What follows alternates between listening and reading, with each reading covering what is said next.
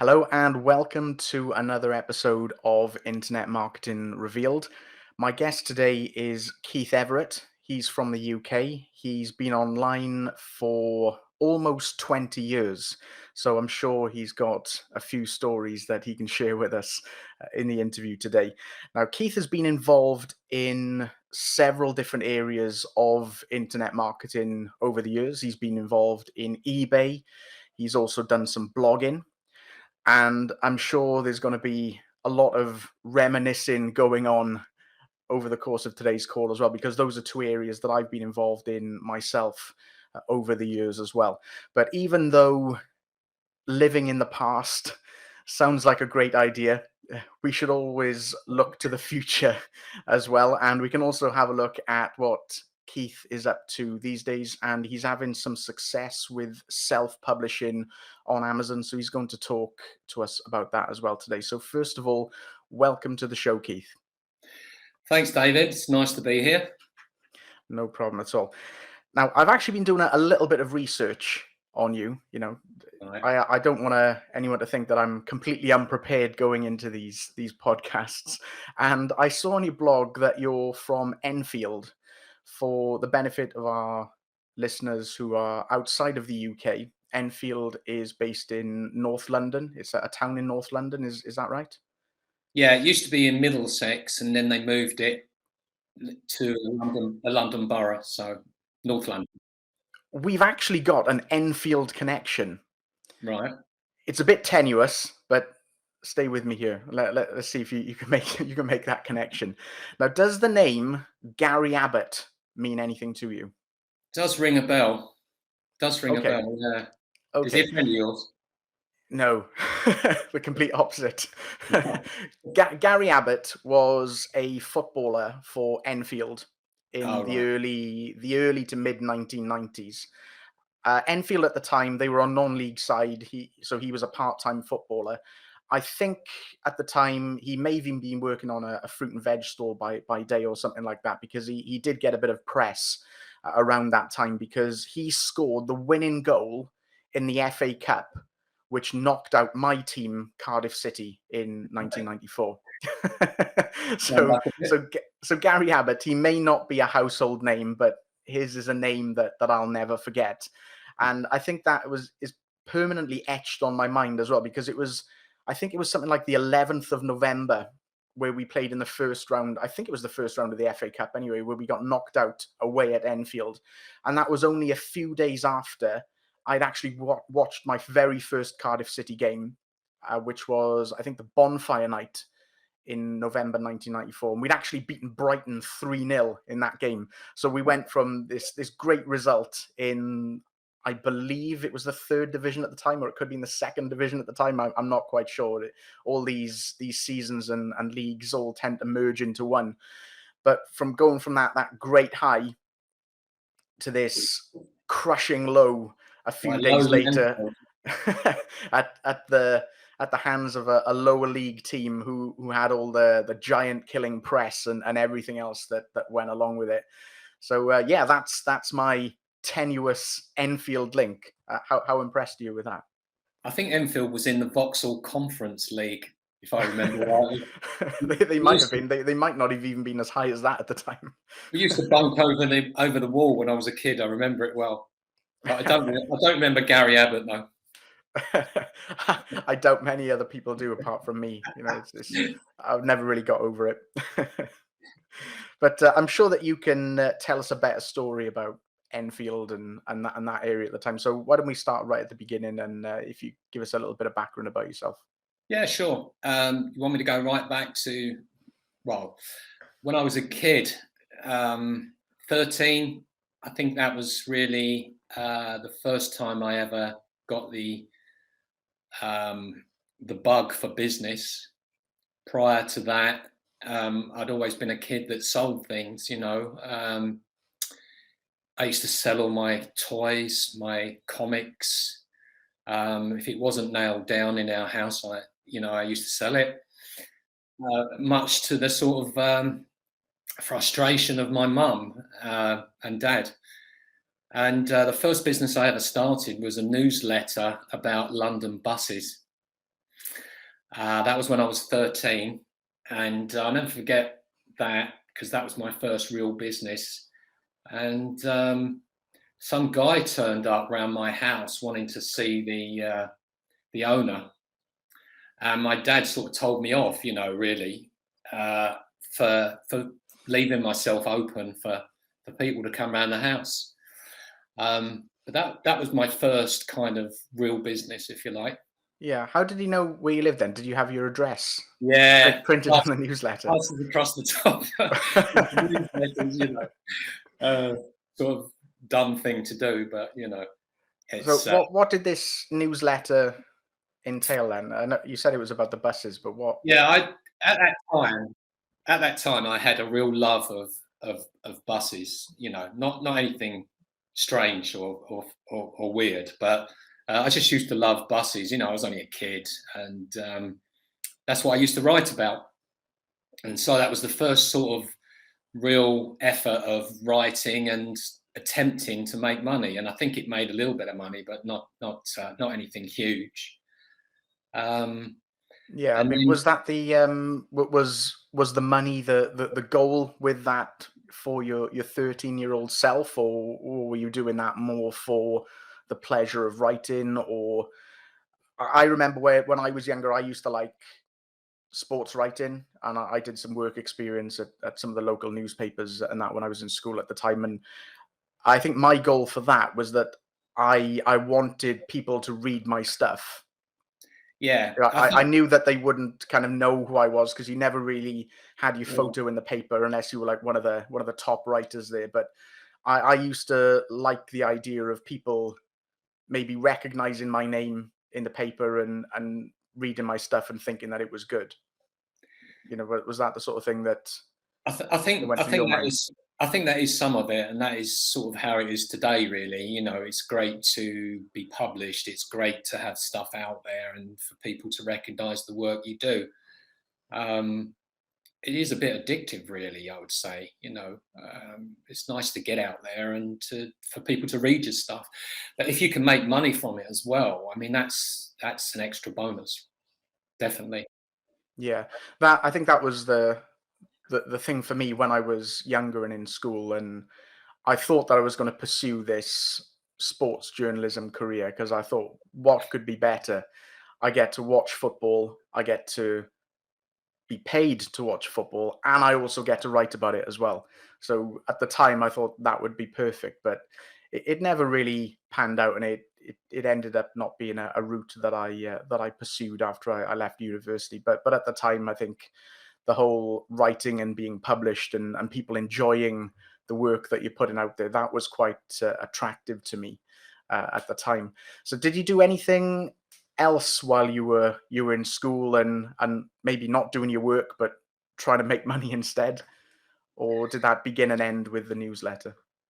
No, it kind of that would be sort of like the end of it, really. I was kind of growing up as a teenager and got into the general things that a lot of teenagers get into, um, joining street gangs, running, running away from the law, um, generally getting into trouble and staying out at nights and stuff like that. I did an awful lot of that during my teens. I kind of sort of, spent a lot of my time.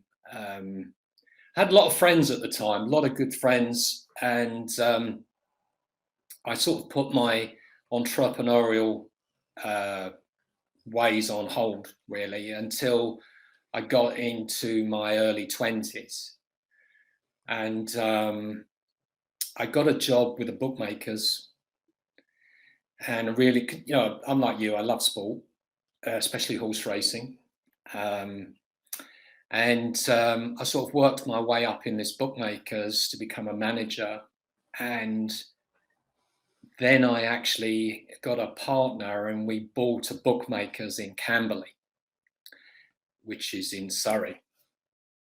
And from there, I sort of ran this bookmakers. I had a shop and a credit office, and I sold that out for a very large figure to a chain of bookmakers.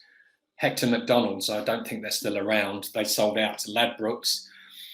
And that was my first really big score, if you like. And since then, I've had various businesses, and up till 2004, I never really sort of had an online business. Yeah. I mean, just going back to the bookmakers thing. I mean, I used to do quite a bit of sports betting during my younger years. You know, you know how it is. You think you know everything about sport. You think you're invincible, and you think you're going to win win every bet that you put on. Obviously, it never really pans out that way, which is why I don't really bet that much anymore. Maybe £1 on the weekend on a ridiculous accumulator which never comes in or anything like that. But do you have any stories about the bookmakers back then? Did anyone come in and have an outrageous, unlikely win or anything like that? Yeah, I mean, I've always been a bit daring, even back then, and we had a shop limit because it was only a small bookmakers, and we had a shop limit of 10 grand, right, which is not a lot compared with nowadays. And we had this guy come in. I remember he had £250 he wanted on this horse called Shonk. And there was no offers a few minutes before the off. So there was no price up a few minutes before the off. And I was sort of hesitating whether to take this bet or not. And I just took it. You know, Yeah. What year was this for £250? this was, let me think, this would be late 70s. So that's quite a lot of money then at the time. Yeah, that was quite a lot of money. Anyway, this horse, this was a sprint race. I think it was a 7 furlong race. Might have been a 6 furlong.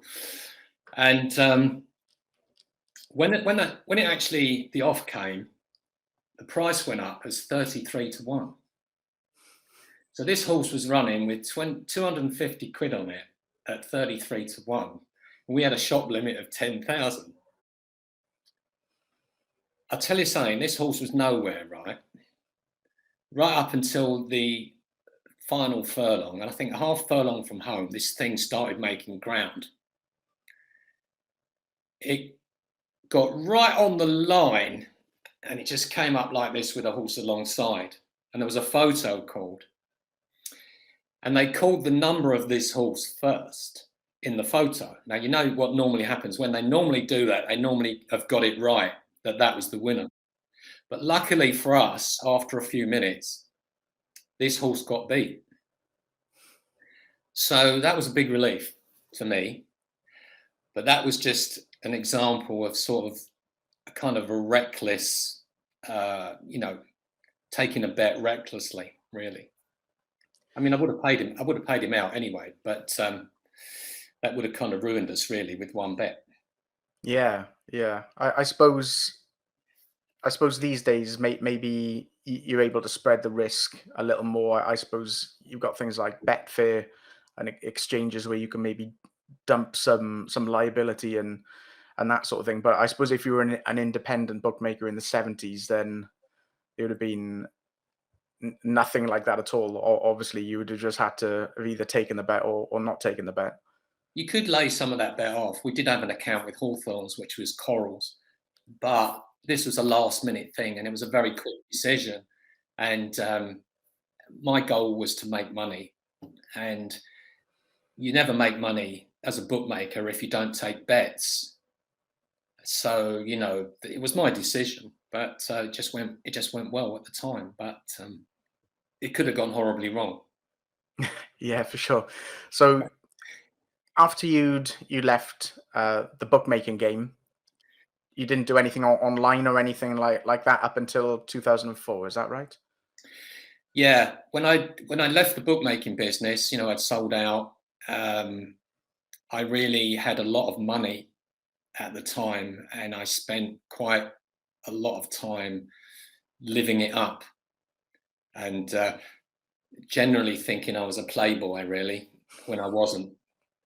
And this is the thing with money, you know, sometimes if you get a lot of it very quickly, it can make you do things that you wouldn't normally do. And being sort of very young, you know, I spent it and had a good time with it. But you know, I could have kept it, could have bought another bookmakers, and could have done the same thing. So I was learning all the time, and really, you kind of you learn things through hard knocks. You know, there's no one there to just sort of give you all this information as you go along, and to help you. You have to find out a lot of it yourself. So that was first real lesson really in business. Made a lot of money and then subsequently spent it. Went in and out of various kind of businesses. I had a driving school at one stage. I had an ice cream business, you know, with a couple of ice cream vans. The businesses that I sort of concentrated 100% on and really gave it everything, I did well at, and things that I wasn't so hot on, and you know, I didn't concentrate much on, they sort of went by the way. So, you know, you're not going to succeed with everything you do. The chances are you're going to succeed with a small amount of what you do, and that's really how my career went. You know, I was successful on some things very well, and on others they didn't work at all. You know. Yeah, that's the thing, isn't it? Though you never know until you give it a go, because there's, Absolutely. as you say, there's no rule book as No such manual. which tells you, right, this is definitely going to work, this isn't going to work, so don't try it. You know, you never know until you give things a go. So yeah, so what was the turning point then for you when you first discovered this whole online world, where you saw an opportunity there that there might be the chance of making money? I was up my sister's house in Norfolk, and the local newspaper, the front page of the local newspaper would, you know, to get on the front page, you'd have to be like 12 people fit into a phone box. You know, we called 12 lads trying to get in a phone box, and that would make the front page news on the local sort of this local paper. Yeah. Anyways, so I'm skipping through this paper, and there's this guy in there that had made £1,000 in a month on eBay, and the local reporter had gone round to actually interview him, because back then, and this was, you know, early 2000s. I think it was early 2000. Back then, to make £1,000 on eBay was quite something in a month. So I sort of saw that and I thought, well, do you know what? I reckon I could do that. And I was on holiday in the States, in the USA, in 2003, and at the time I was in a job, and I wanted to get out of this job and get back into business again. And this eBay thing kept coming into my mind.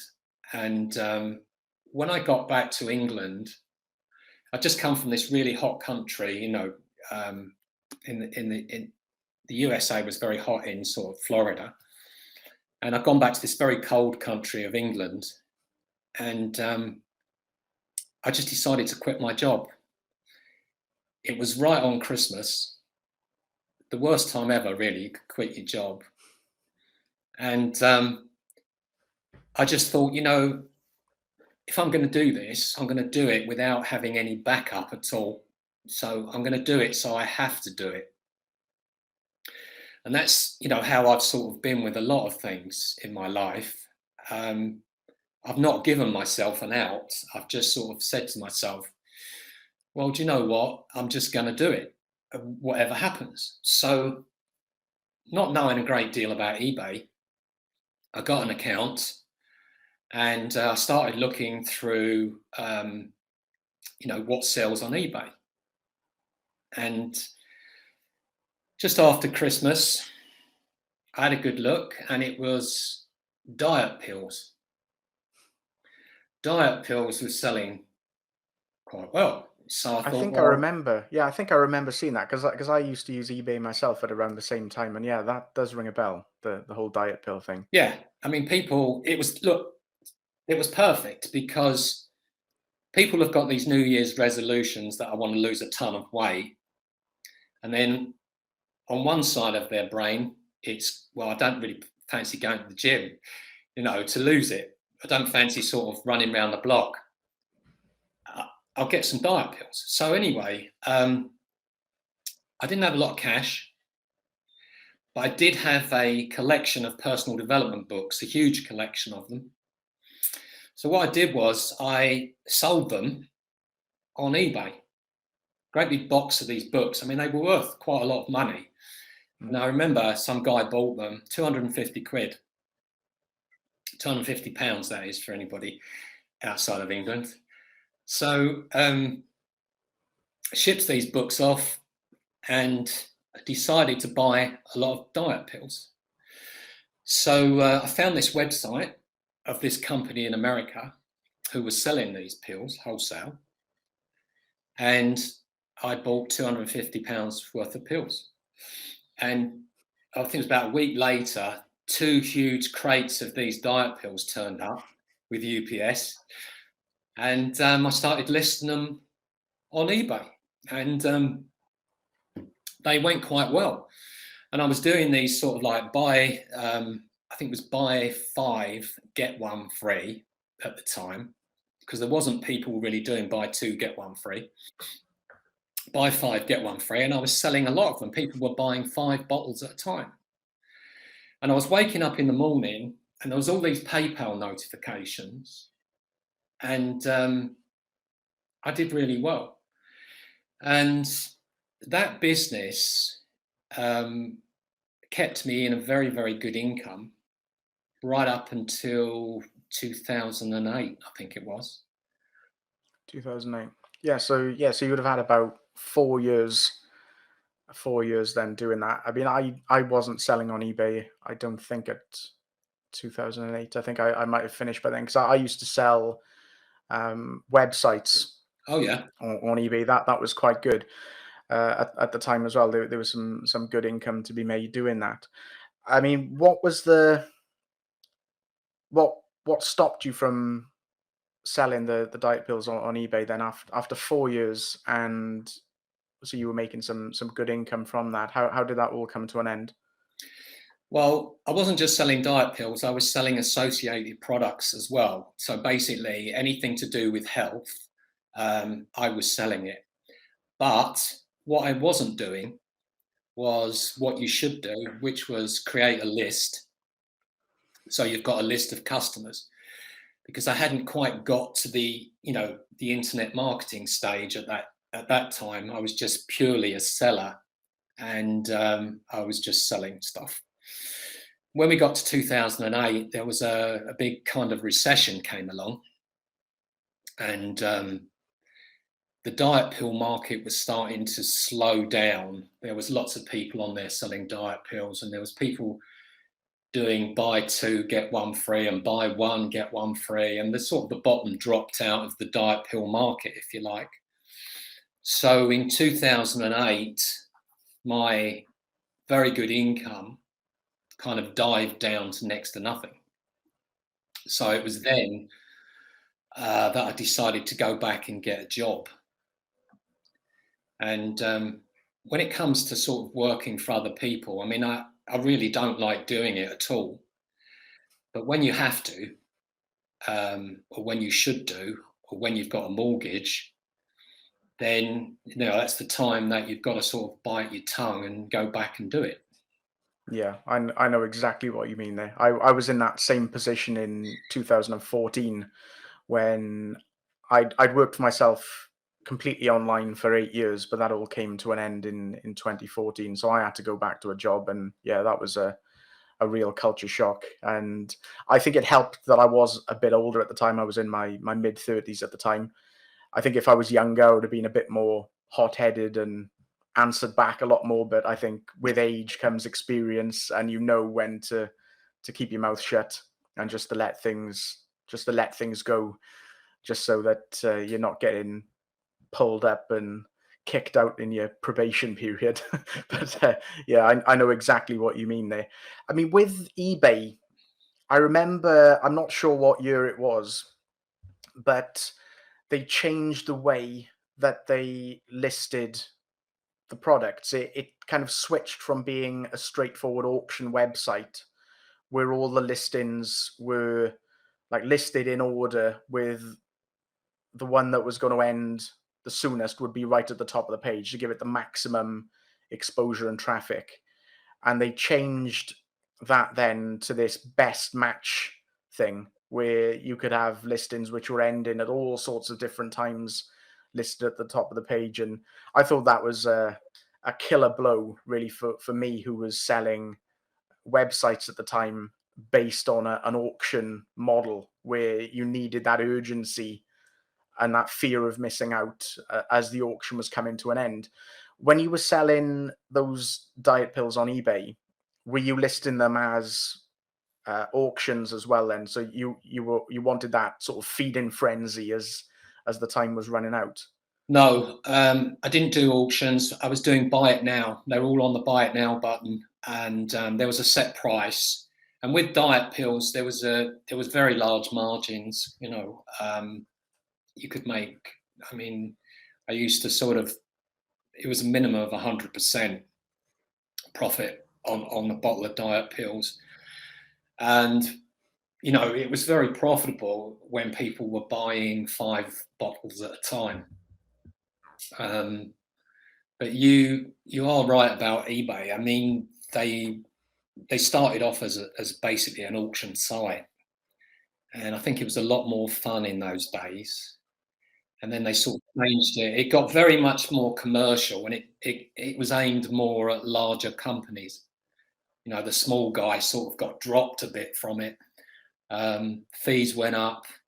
I mean, you got quite a lot of fees to pay. You got their fees, plus you got the PayPal fees. So for the smaller guy, it may be not as profitable as it was. Yeah, I remember it must have been about the same time that you were doing it, but you could get a featured homepage listing for about £50, which I thought was just ridiculous at the time, considering how big a website eBay was and the amount of traffic that must have been coming to that site day to day, even back in 2004. And I think back then that I didn't even have a broadband connection. I was still on dial-up in 2004. It wasn't until 2000, sometime in 2004 that I'd upgraded to a broadband connection.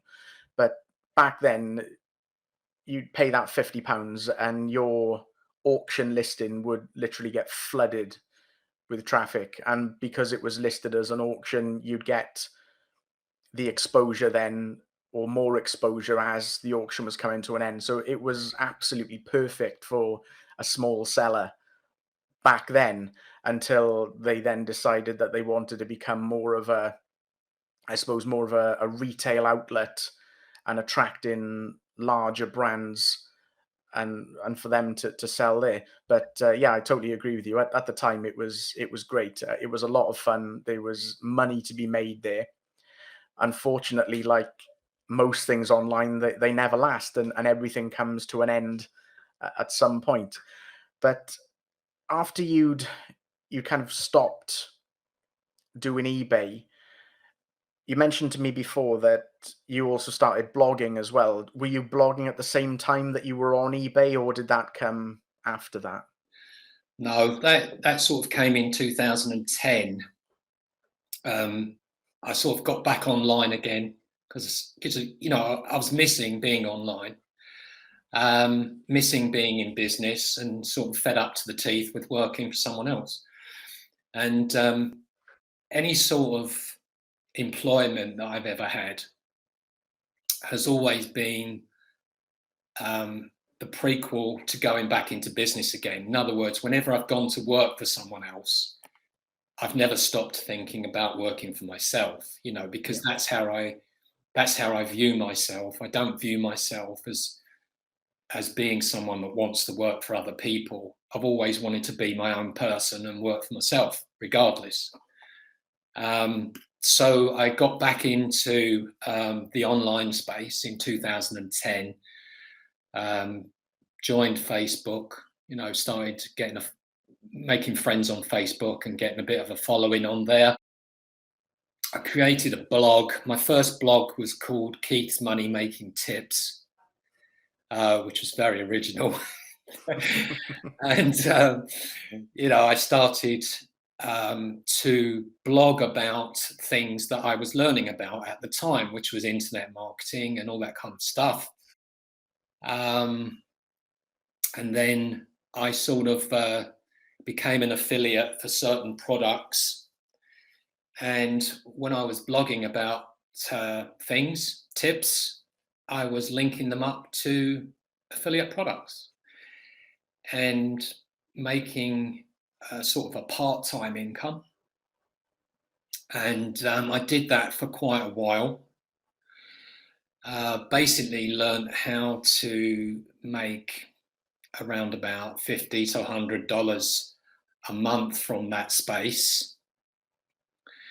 And then I started to have more success with it. Learned how to make $500 to $1,000 a month from that space. And from there, I kind of thought, well, there's a lot of people out there that would like to learn how to make $500 to $1,000 a month from this space. So I sort of set myself up as a coach, teaching other people how to do that. And I did it mainly for people on Facebook. And I remember charging, I think it was $49 for an hour. I was on the Warrior Forum one day and I was talking to a guy on there who'd done very well in internet marketing, and I was talking about things, and he said, well, what do you do? And I said, well, I'm just teaching people how to make this money. And he said, well, what do you charge? And I said, $49 an hour. And he said, well, that's a bit cheap, really. You should put your prices up. So I created a proper website, a coaching site, and I stuck my prices up to $97 an hour. Notice there's always a 7 on the end. Yeah, always a 7. Always a 7. And I got a lot of work. You know, I put the price up, but it's the same old story. You know, if you view yourself as being more, you know, people view you as being more. So that worked really well. And so I did a fair bit of coaching, earning a good income from that. And was that coaching also advertised on your blog as well? Did you have a page set up on the blog? Yeah. Were you getting much traffic from search engine the search engine optimization at the time, or was that traffic all coming from, say, like social media, Facebook and the Warrior Forum? I've always had more traffic from social media than I've ever got from SEO. You know, SEO has never been a strong point for me, ever. I've always managed to get traffic purely from social media, and whether that's through creating videos, you know, if you're running a blog and you want to start giving out tips to people, so what you do is you learn something and then you create a tip and then you link it up to a product and then you link it up to a video, and you basically put the same tip out on video on YouTube, and you send that back to the blog via a link. You know, you can create a lot of traffic that way, especially if you're talking about it on social media all the time. not selling it, but talking about it. So that's what I did, for years and years and years, really. I mean, I had intentions of being somebody like a John Cho or a Shoe Money, one of those big guys, or a Pat Flynn, one of those big guys where everybody would find their blog and the blog would have loads of comments and you'd be selling all these products from the blog. But I could never keep up with the amount of content that you'd need to put out there consistently and to have that content found in the search engines. I mean, I was always quite good at search engine optimization in other niches. For example, like the online gambling industry, I did okay with that for a time, but never really so much for internet marketing. Even say 10 years ago, where you would think that internet marketing wasn't such a saturated industry, or the make money online industry wasn't so saturated, it was still quite difficult, I thought, to rank a blog. And then when you're not getting the results, you just sort of leave it. You don't post so often and things get neglected. But yeah, that was my experience with blogging overall. I mean, do you still keep up with your blog now? Yeah, definitely. Especially now that I'm sort of in the publishing business, it's very important to have a blog, I think, because you're publishing, you're blogging about relative subjects, and you're linking those subjects to your books on Amazon, which is basically what I do. And I just like to create content, and if you can create content that people like, they come back for more. And whilst they're on your blog, people will click on your ads, and hopefully they'll buy your stuff. They definitely come onto my blog and link to Amazon and buy books. So Yeah. it's a worthwhile thing. Yeah, because that's more of the direction that I'm going now with the blog. I hadn't had a blog for several years, but I think it was last July, I thought I want to set one up again, because I want to use it as more of again, kind of a central hub, but also an archive for some of the longer posts that I've been publishing on Facebook. So if I was going to put the content onto Facebook, then I thought, well, I may as well put it on my own website as well, my own blog as well, just so I've got that archive there. And then if I'm driving traffic from different social media platforms, then at least they can all come to this one place where I've got everything there for them. And I think that takes a lot of pressure off the whole blogging aspect as well, because I don't feel that now that I have to publish every day, or even more than maybe once or twice a week, because I'm not relying on the blog to be the main, traffic driver as such. And it's also going to be somewhere where I'm going to put all of these podcasts on, and it's just going to be this central area where people can find more about me. They can find the content, and I think that's a lot less of a pressure situation compared to back in the day, where you felt you had to keep posting new content on your blog so that it would get ranked in Google and more people would find you, and that would be the thing that would sort of grow your business, grow your brand and your business. Yeah. Where things aren't as difficult as that these days, I don't think, with the introduction of all of these various like viral social media platforms. Yeah, definitely. I think that I wouldn't say blogging is a thing of the past, because I don't think it is, but it shouldn't really be the center of your business. It's certainly not the center of mine, but it is an asset. Yeah. It's more of a content depository. Yeah, definitely. If you like. And I mean, I actually link my blog from the back of some of my books, so they've got somewhere else to go if they want to have more contact with you.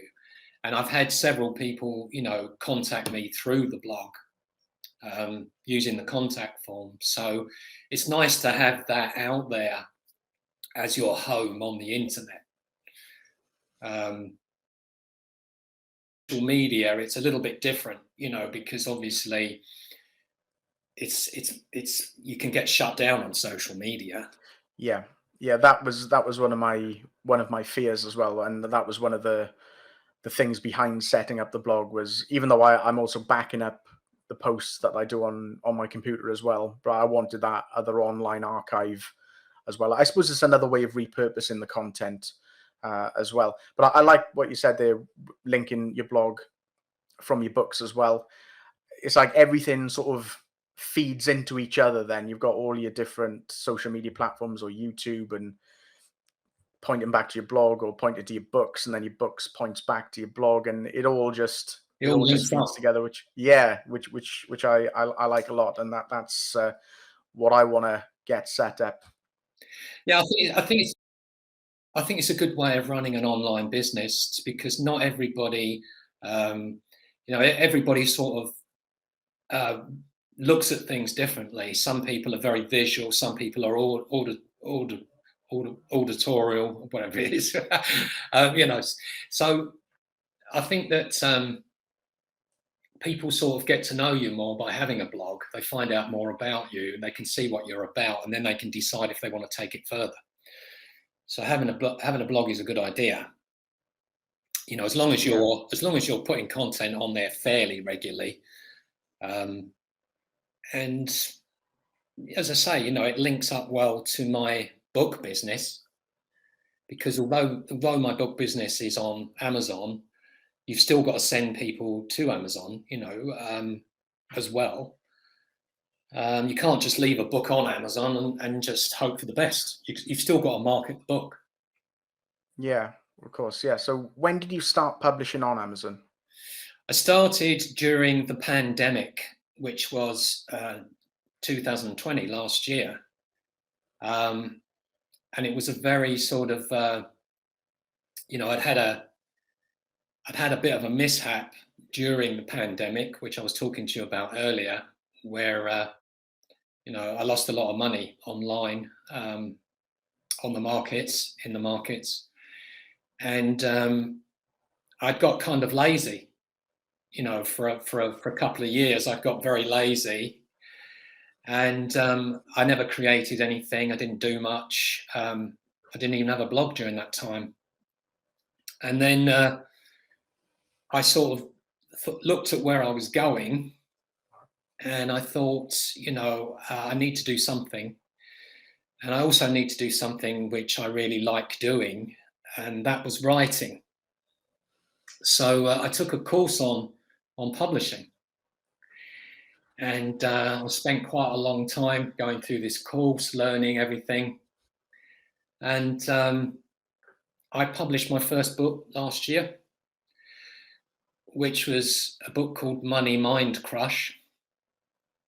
And I've subsequently created a book called Millionaire Mind Crush. And these were books based on my experiences down the years, of all the businesses I've been in, the losses, the wins, the whole shaboodle, really, and including the massive losses that I had on the markets during the pandemic. Yeah, so it's a bit biographical then, rather than being like a non-fiction book as such, or like a self-help book. Well, they're both sort of non-fiction books, and they're both self-help.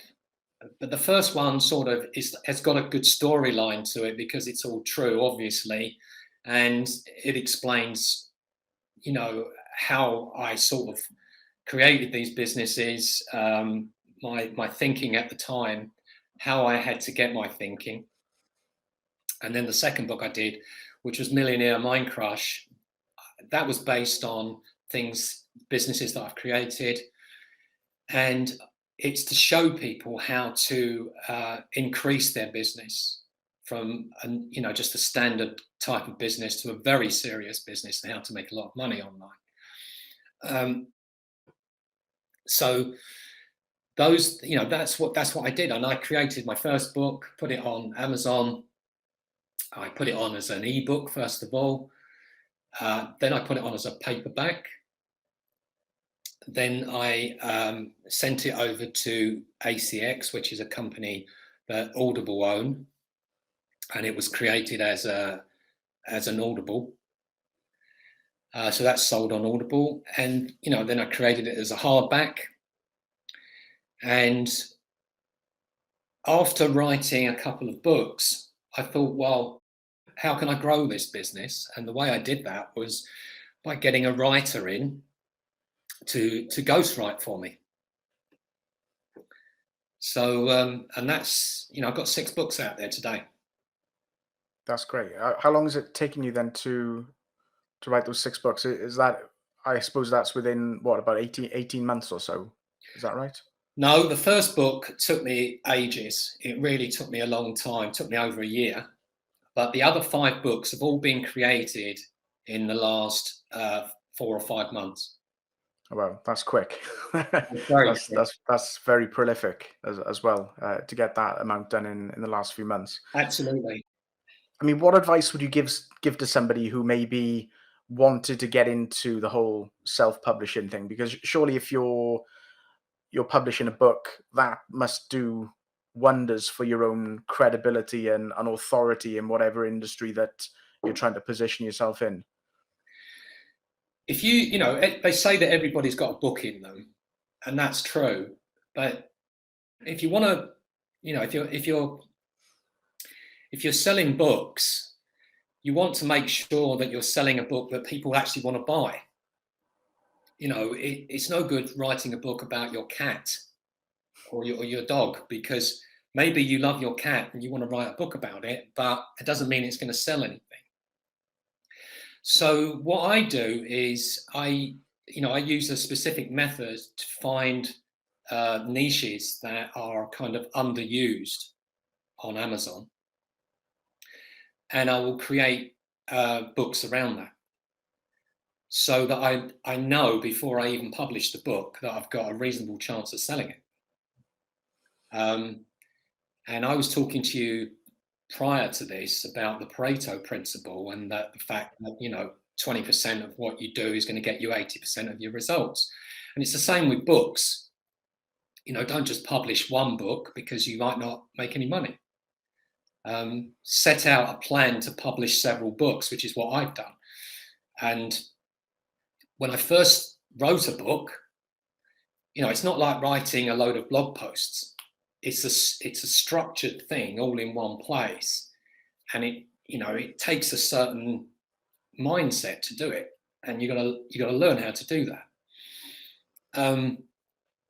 Once I took a year to do one book, I sort of looked at it and I thought, well, how can I write books more quickly? And I kind of learned how to do that. And I can personally write a book myself now in around about 6 weeks, and that's a 30,000 word book. So while I'm writing books, I'm doing research on other books, on other ideas, and I've got a ghostwriter who will start writing those books for me. So my goal was to, write about 10 books this year. And next year, my goal is to write 12 books. But every book has a process, and it's not just writing a book. It's, you're turning it into several different products. You're turning it into an ebook, a paperback book, a hardback book. You're turning it into an audio book. And then you are putting your book on different platforms. I start off on Amazon, and then I put it onto a platform called Ingram Spark, who distribute that book to bookshops. So it goes into bookshops. So that's basically the book business. Yeah. So again, it sounds like there's a lot of repurposing of the content going on again, which seems to be quite a hot thing at the moment in internet marketing. You create a piece of content once, and then you're pushing it out to all of these different platforms. Taking bits of it here, bits of it there, and Definitely. repurposing it. And it sounds similar to what you're doing there with the books, which you might not have thought was possible initially, because you think of a book is a book, whether it's in digital or whether it's in physical format. So yeah, that sounds pretty good actually. That you're gonna shoot for 12 books next year. Mm. Would you say that that's the most thing, or would you say that's the thing that you're most proud of out of all of the years that you've been online so far? Getting into book publishing and being seen as a recognized author.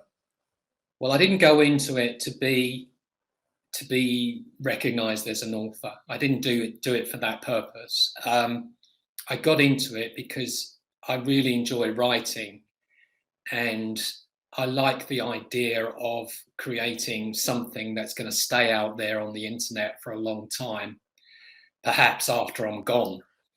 And whereas I used to really enjoy creating tips for a blog and giving them to people, I now enjoy writing books that help people. That's why I like the self-help genre, because you can create a book which can mean an awful lot to someone. So that's really why I do it. I mean, yes, I do it for the money as well. I'm not going to lie to you. I'm not doing it for free. And it can be expensive to get books out onto the market if you're hiring writers. And if you're doing an Audible product, then you've got to hire a narrator, unless you do it yourself. So it can be expensive to launch a book, but then again, it can be totally free to launch a book if you just do it all yourself. If you create your book cover yourself, create the book yourself, do your own narration for Audible, you can get a book out there on Amazon and Audible for virtually nothing. Yeah. So do you think this is going to be the direction that you're going to be taking now for the foreseeable future? Now, I know you've talked about the next 12 months, but maybe for the next 2 years, 5 years, even beyond that.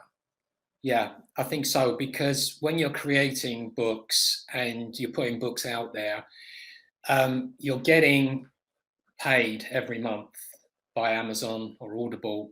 And even if you stop producing books, you're still going to get paid. That will still keep going. Those royalties will still keep coming in. I decided to do this business, A, because I like the idea of doing it, but B, because, there are people in this business that do extremely well at it. And one of the things that I really love doing in my life is traveling. And I like to create a business really where you can just leave it, let it run itself whilst you're traveling. And this is one of those businesses that you can do. Yeah, excellent. That sounds really good. I mean, it's not something that you see a lot of people going into self-publishing, and probably because there's a fair amount of work involved, and people are always looking for that quick fix. But I think if you if you persist with that, then I'm sure you're going to do really well with that as time goes on. As you say, it sounds like something that's going to compound over time. You're getting that residual, that passive income that so many marketers online talk about, but maybe never actually achieve. Where would be the best place for people to find you on the internet?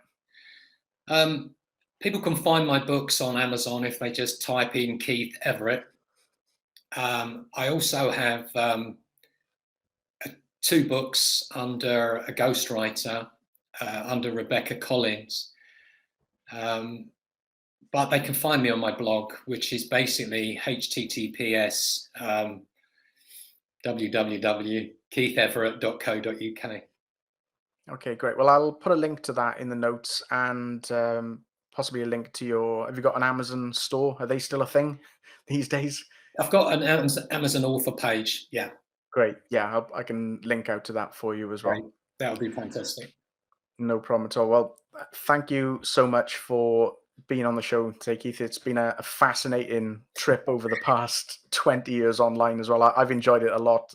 As you know, I was around online at the same time, so it's always nice to reminisce and talk about how things have changed and plans for the future and all that all that kind of good stuff as well. So again, thank you very much for joining me on the episode today. Thanks, David. Yeah, no problem at all. Great. And I'll speak to you soon. Okay, thanks a lot. Bye for now. Please visit internetmarketingreveal.com and davidwalker.net for more free content. If you need a domain name for your business, visit domainsreveal.com, where you'll find more than 1,000 premium domains. And finally, please rate and review this podcast. Thank you again for listening, and I'll see you on the next episode.